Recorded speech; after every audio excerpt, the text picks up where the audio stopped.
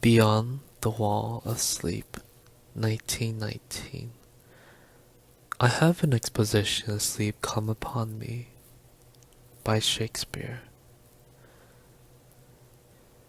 I have frequently wondered if the majority of mankind ever paused to reflect upon the occasionally titanic significance of dreams, and of the obscure world to which they belong. Whilst the greater number of our nocturnal visions are perhaps no more than faint and fantastic reflections of our waking experiences, Froude, to the contrary, with his puerile symbolism, there are still a certain remainder whose mundane and ethereal character permits of no ordinary interpretation, and whose vaguely exciting and disquieting effect suggests possible minute glimpses into a sphere of mental existence no less important than physical life, yet separated from that life by an all but impassable barrier. From my experience, I cannot doubt but that man, when lost to terrestrial consciousness, is indeed sojourning in another and uncorporeal life of far different nature from the life we know, and of which only the slightest and most indistinct memories linger after waking. From those blurred and fragmentary memories we may infer much, yet prove little. We may guess that in dreams, life, matter, and vitality, as the earth knows such things, are not necessarily constant, and that time and space do not exist as our waking selves comprehend them.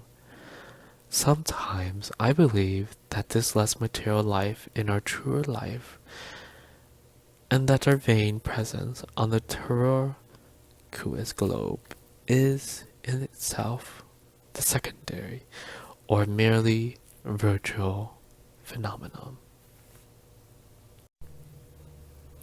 It was from a youthful reverie filled with speculations of this sort that I arose one afternoon in the winter of 1900 to 1901, when to the state psychopathic institution in which I served as an intern was brought the man whose case has ever since haunted me so unceasingly. His name was given on the records as Joe Slater, or Slater, and his appearance was that of a typical denizen of the Catskill mountain region. One of those strange, repellent scions of a primitive colonial peasant stock whose isolation for nearly 3 centuries in the hilly fastnesses of a little-traveled countryside has caused them to sink to a kind of barbaric degeneracy, rather than advance with their more fortunately placed brethren of the thickly settled districts. Among these odd folk, who correspond exactly to the decadent element of white trash in the South, law and morals are non-existent, and their general mental status is probably below that of any other section of the Native American people. Joe Slater, who came to the institution in the vigilant custody of 4 state policemen, and who was described as a highly dangerous character, certainly presented no evidence of his perilous disposition when first I beheld him. Though well above the middle stature, and of a somewhat brawny frame, he was given an absurd appearance of harmless stupidity by the pale, sleepy blueness of his small, watery eyes, and the scantiness of his neglected and never-shaven growth of yellow beard, and the listless drooping of his heavy nether lip. His age was unknown, since among his kind neither family records nor permanent family ties exist. but from the baldness of his head in front and the decayed condition of his teeth. The head surgeon wrote him down as a man of about 40.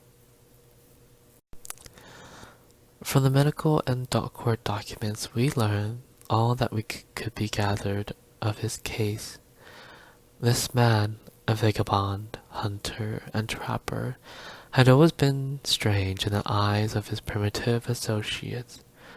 He had habitually slept at night beyond the ordinary time, and upon waking would often talk of unknown things in a manner so bizarre as to inspire fear even in the hearts of an unimaginative populace. Not that his former language was at all unusual, for he never spoke save in the bass patois of his environment, but the tone and tenor of his utterances were of such mysterious wilderness that none might listen without apprehension. He himself was generally as terrified and baffled as his auditors, and within an hour after awakening would forget all that he had said, or at least all that had caused him to say what he did, relapsing into a bovine, half-amiable normality like that of any other hill dwellers. As Slater grew older, it appeared his matutinal aberrations had gradually increased in frequency and violence. Till about a month before his arrival at the institution had occurred the shocking tragedy which caused his arrest by the authorities.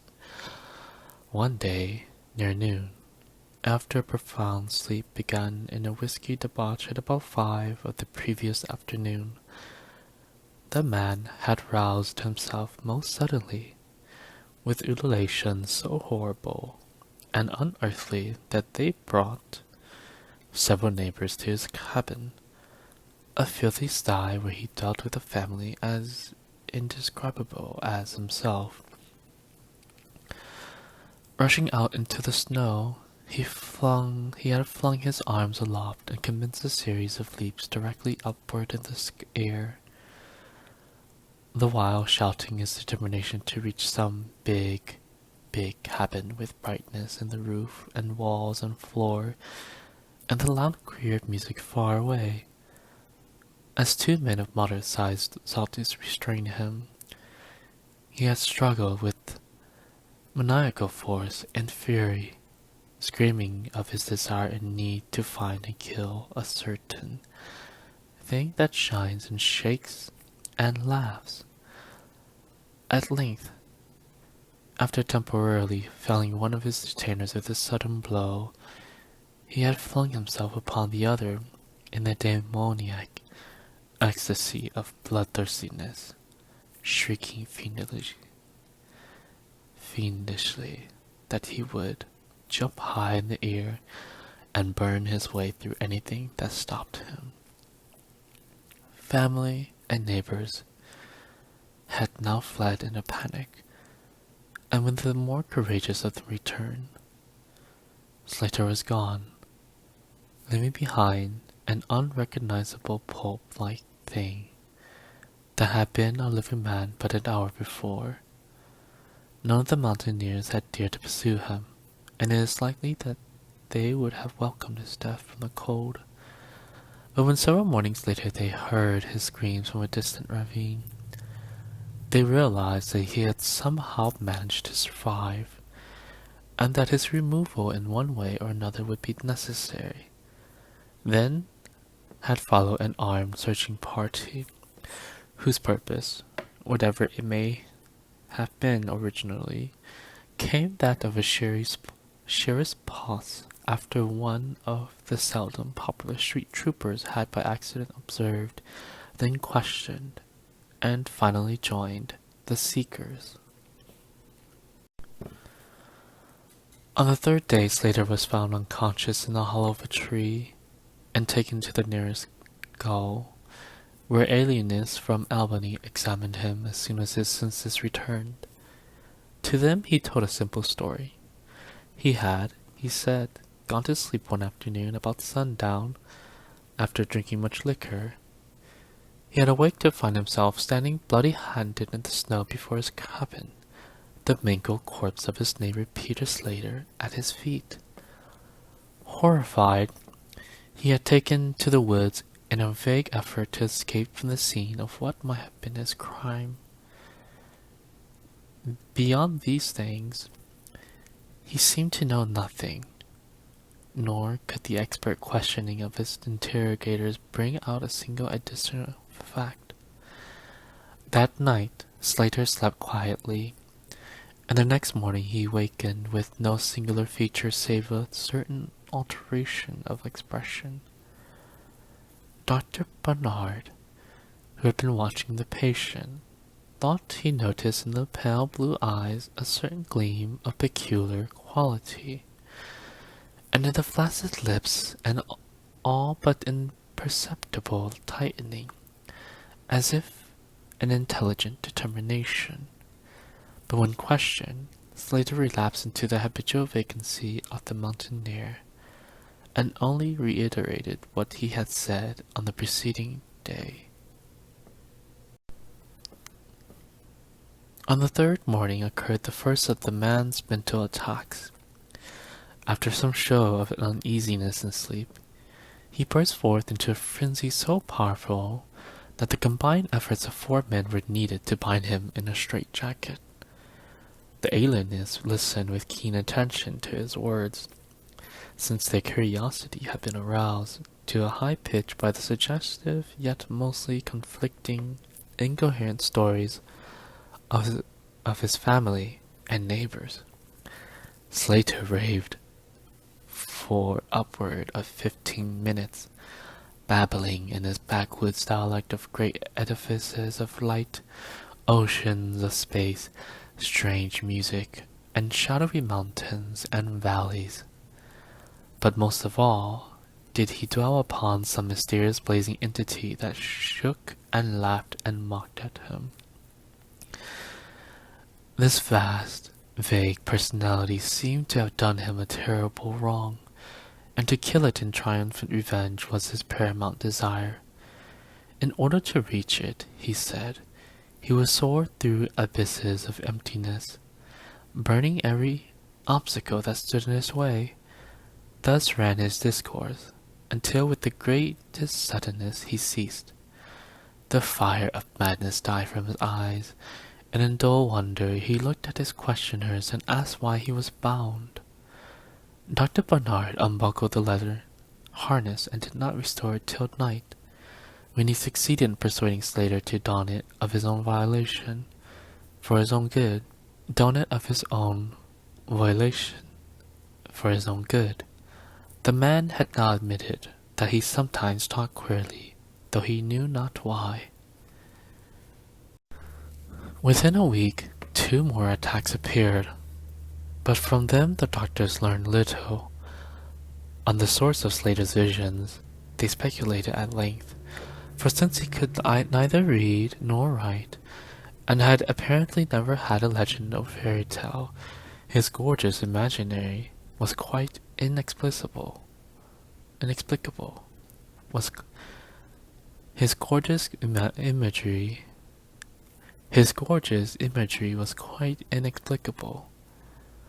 That it could not come from any known myth or romance was made especially clear by the fact that the unfortunate lunatic expressed himself only in his own simple manner.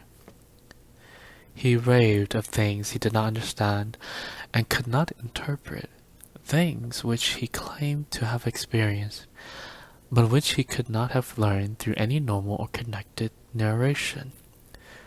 The alienists soon agreed that abnormal dreams were the foundation of the trouble, dreams whose vividness could for a time completely dominate the waking mind of this basically inferior man. With due formality, Slater was tried for murder, acquitted on the ground of insanity, and committed to the institution wherein I held so humble a post. I have said that I am a constant speculator concerning dream life, and from this you may judge of the eagerness with which I applied myself to the study of the new patient as soon as I had fully ascertained the facts of his case. He seemed to sense a certain friendliness in me, born no doubt of the interest I could not conceal, and the gentle manner in which I questioned him. Not that he ever recognized me during his attacks, when I hung breathlessly upon his chaotic but cosmic word pictures, but he knew me in his quiet hours, when he would sit by his barred window weaving baskets of straw and willow, and perhaps pinning for the mountain freedom he could never enjoy again. His family never called to see him.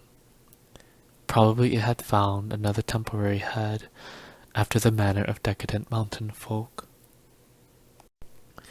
By degrees, I commenced to feel an overwhelming wonder at the mad and fantastic conceptions of Joe Slater. The man himself was pitiably inferior in mentality and language alike, but his glowing titanic visions, though described in a barbarous and disjointed jargon, were surely things which only a superior, even exceptional brain could conceive.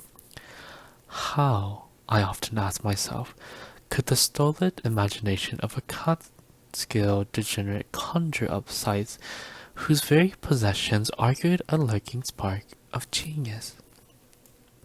How could any backwoods dullard have gained so much as an idea of those glittering realms of supernal radiance and space about which Slater ranted in his furious delirium?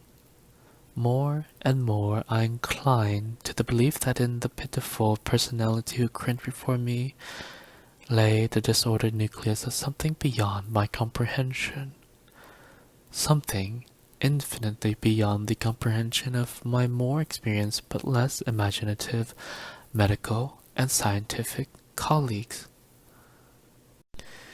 And yet, I could extract nothing definite from the man.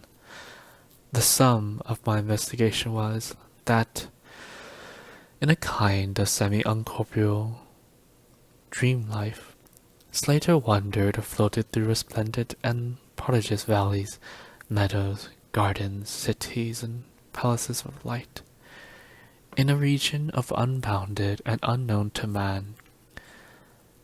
That there he was no peasant or degenerate, but a creature of importance and a vivid life, moving proudly and dominantly, checked only by a certain deadly enemy who seemed to be a being of visible yet ethereal structure, and who did not appear to be of human shape. Since Slater never referred to it as a man, or as aught save a thing, the thing had done Slater some hideous but unnamed wrong, which the maniac, if maniac he were, yearned to avenge. From the manner in which Slater alluded in their dealings, I judged that he and the luminous thing that met on equal terms, that in his dream existence the man was himself a luminous thing of the same race as his enemy. This impression was sustained by his frequent references to flying through space and burning all that impeded his progress. Yet, these conceptions were formulated in rustic words wholly inadequate to convey them. A circumstance which drove me to the conclusion that if a true dream world indeed existed, oral language was not its medium for the transmission of thought. Could it be that the dream soul inhabiting this inferior body was desperately struggling to speak things which the simple and halting tongue of dullness could not utter? Could it be that I was face to face with intellectual emanations which would explain the mystery if I could but learn to discover and read them? I did not tell the older physicians of these things, for middle age is skeptical, cynical, and disinclined to accept new ideas. Besides, The head of the institution had but lately warned me in his paternal way that I was overworking, that my mind needed a rest. It had been my belief that human thought consists basically of atomic or molecular motion, convertible into other ways of radiant energy like heat, light, and electricity. This belief had early led me to contemplate the possibility of telepathy or mental communication by means of suitable apparatus. And I had in my college days prepared a set of transmitting and receiving instruments somewhat similar to the Cronbrews, devices employed in wireless telegraphy at that crude pre-radio period. These I had tested with a fellow student, but achieving no result, had soon packed them away with some other scientific odds and ends for possible future use.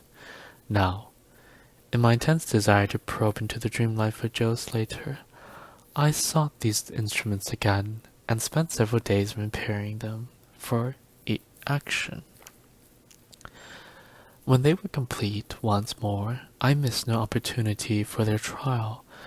At each outburst of Slater's violence, I would fit the transmitter to his forehead and the receiver on my own, constantly making delicate adjustments for various hypothetical wavelengths of intellectual energy. I had but little notion of how the thought impressions would, if successfully conveyed, arouse an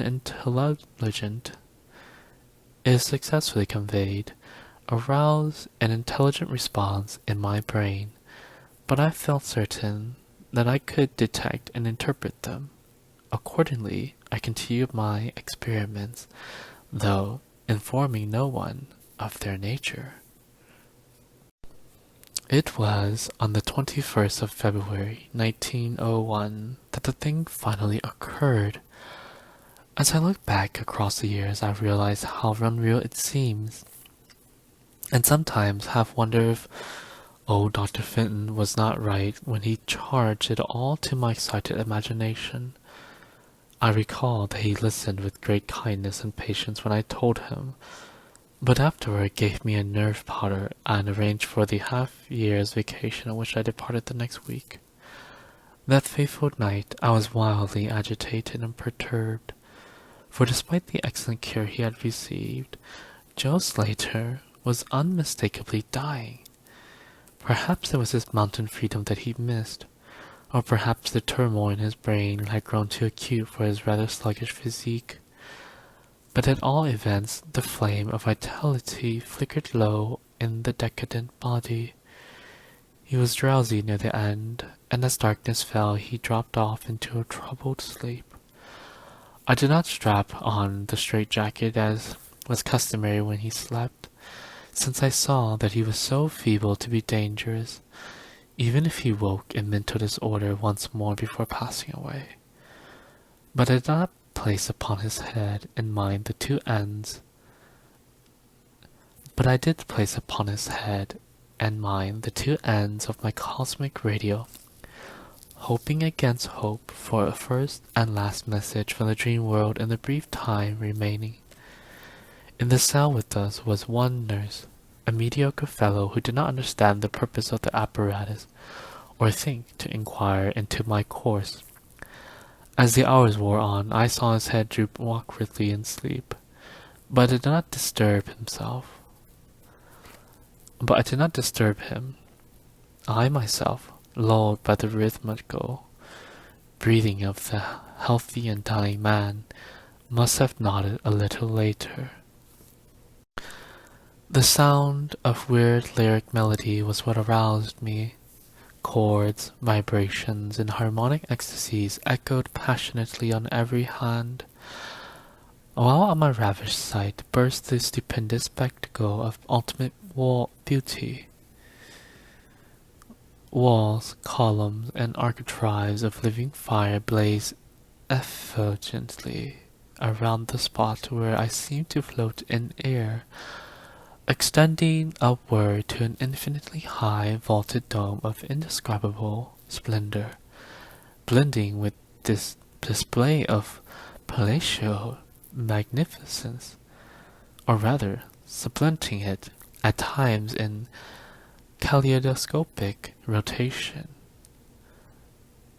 or glimpses of wide plains and graceful valleys, high mountains and inviting grottos, covered with every lovely attribute of scenery which my delighted eye could conceive of, yet formed wholly of some glowing, ethereal, plastic entity, which in consistency partook as much of spirit as of matter. As I gazed, I perceived that my own brain held the key to these enchanting metamorphoses, for each vista which appeared to me was the one my changing mind most wished to behold. Amidst this Elysian realm I dwelt not as a stranger, for each sight and sound was familiar to me, just as it had been for uncounted aeons of eternity before, and would be for like eternities to come. Then the resplendent aura of my brother of light drew near, and held colloquy with me, soul to soul, with silent and perfect interchange of thought. The hour was one of approaching triumph, for was not my fellow being escaping at last from a degrading periodic bondage, escaping forever and preparing to follow the accursed oppressor even into the uttermost fields of ether, that upon it might be wrought a flaming cosmic vengeance which would shake the spheres? We floated thus for a little time, when I perceived a slight blurring and fading of the objects around us, as though some force were recalling me to earth, where I least wished to go.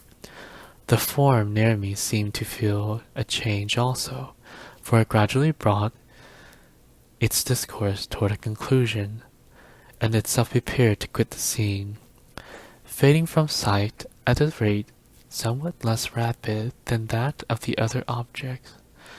A few more thoughts were exchanged, and I knew that the luminous one and I were being recalled to bondage, though for my brother of light it would be the last time. The sorry planet shall, being well nigh spent, in less than an hour, my fellow would be free to pursue the oppressor along the Milky Way and past the hither stars to the very confines of infinity. A well-defined shock separates my final impression of the fading scene of light from my sudden and somewhat shamefaced awakening, and straightening up in my chair as I saw the dying figure on the couch move hesitantly. Joe Slater was indeed awaking, though probably for the last time. As I looked more closely, I saw that in the shallow cheeks shone spots of color which had never been present. The lips, too, seemed unusual, being tightly compressed, as if by the force of a stronger character than had been Slater's. The whole face finally began to grow tense, and the head turned restlessly with closed eyes.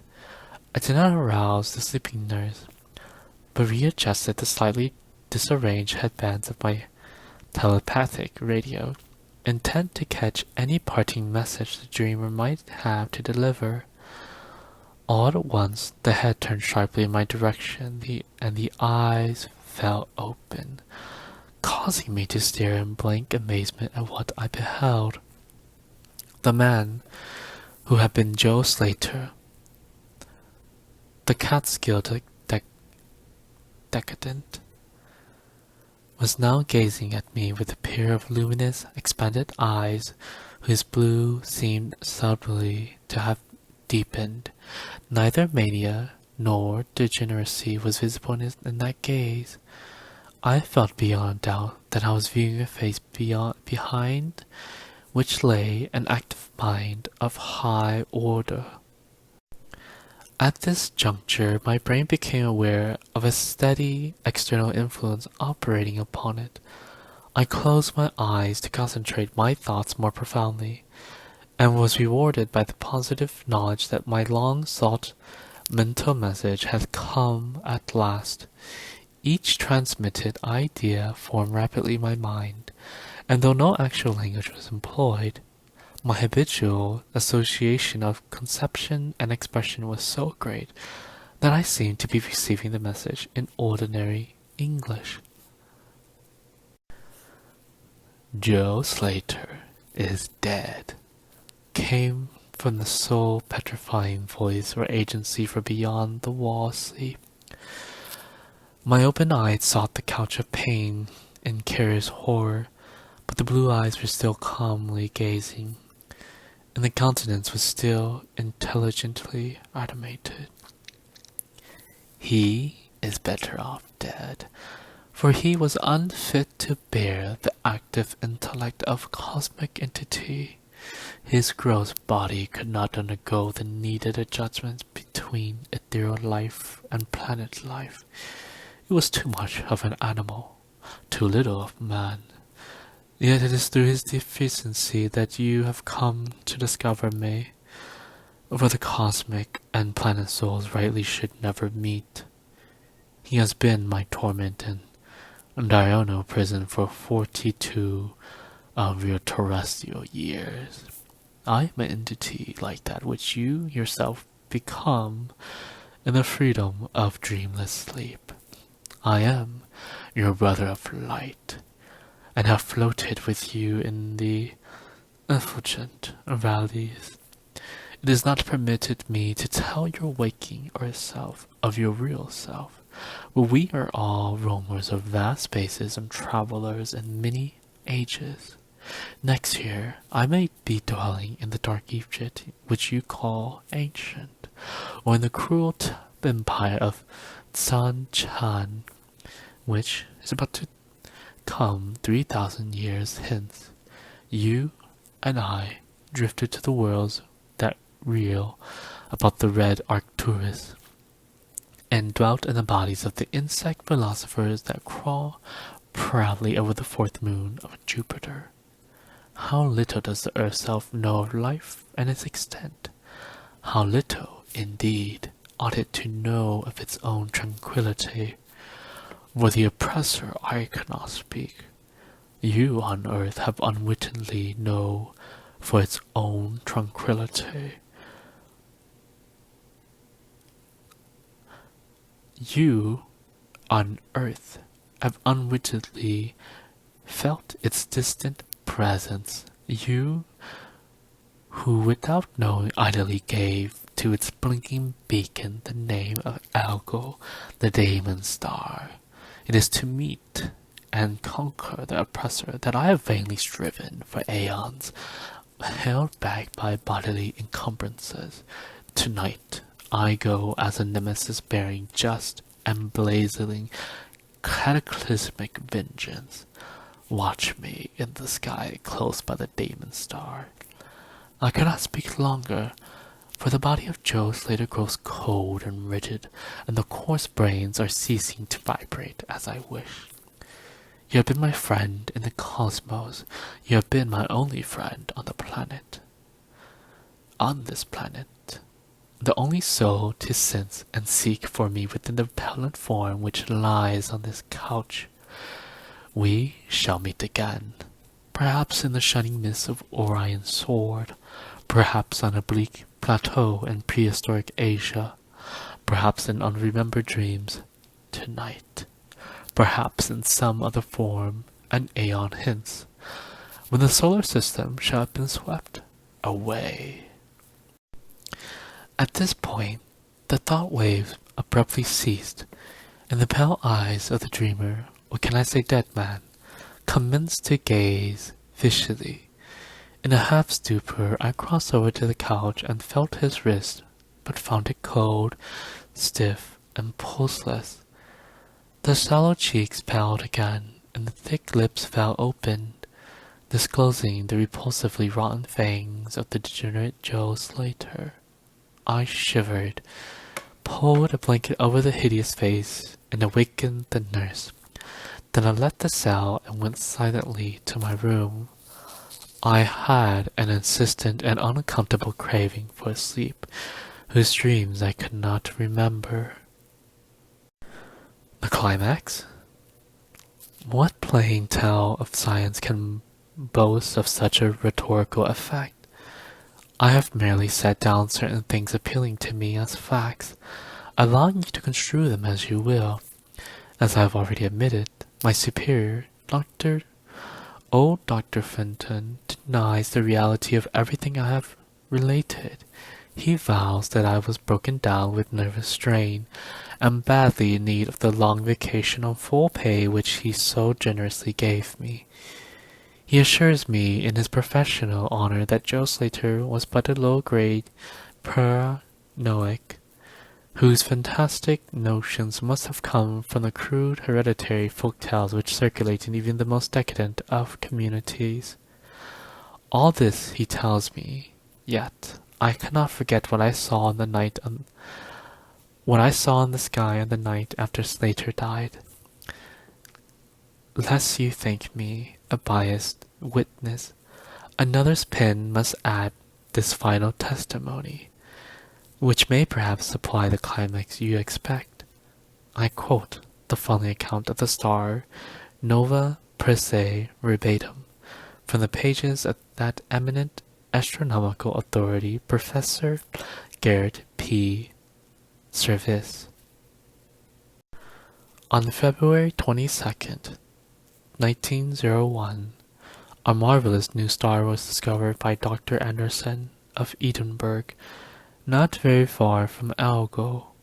No star had been visible at that point before. Within 24 hours, the stranger had become so bright that it had outshone Capella. In a week or two, it had visibly faded, and in the course of a few months, it was hardly discernible with the naked eye.